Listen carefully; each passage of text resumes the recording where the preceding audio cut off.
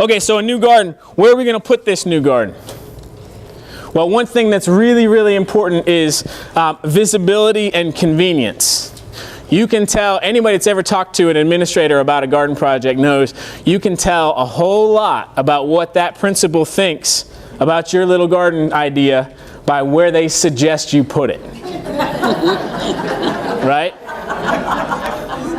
If they don't want it prominent, it's not prominent in their mind. It's not prominent in their to-do list. It's not a priority for them.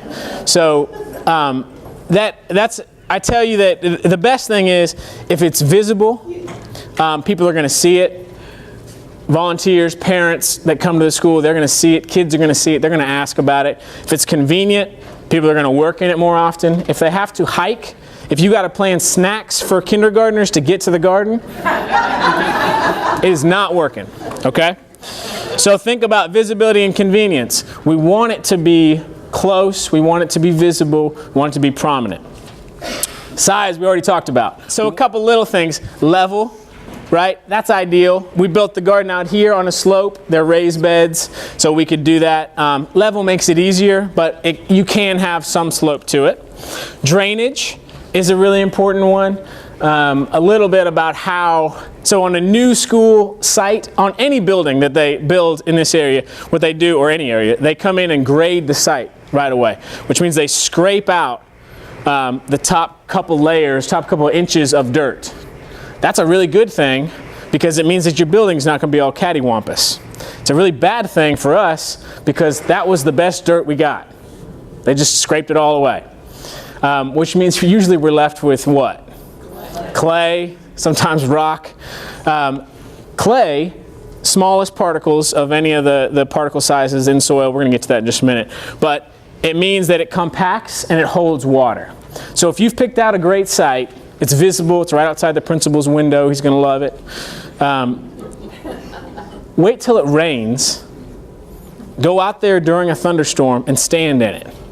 Okay? If water's pooling up, you got to rethink. The only way you're going to know about really good drainage is get some rain on it and watch what happens. If it's a marshy area, it's not going to work. Plants can't have their roots wet all the time. Food plants can't. So waiting for a rainstorm is the best way to learn about that. Sunlight. Gardeners, really good gardeners, can fake a lot of things.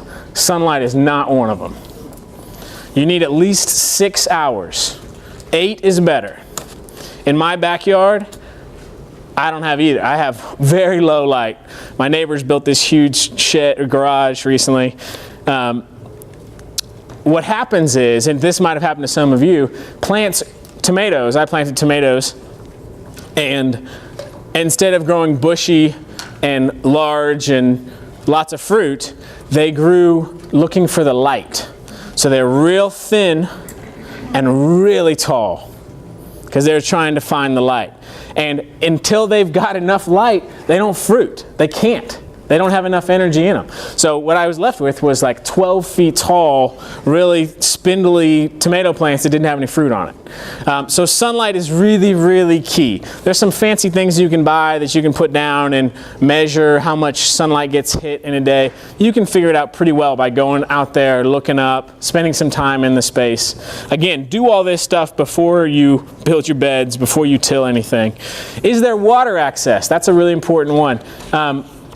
Some schools can have rain barrels. That's great. You always need to have a backup. You need to be tapped into the water system. That's always important. Last one is permission and opportunity cost. Can you get permission for that spot? Opportunity cost is what is the school using it for now that they're not going to be able to use it for once you're gardening there. Think about all that stuff because it's way better than to think about it beforehand than to run into that stuff down the road.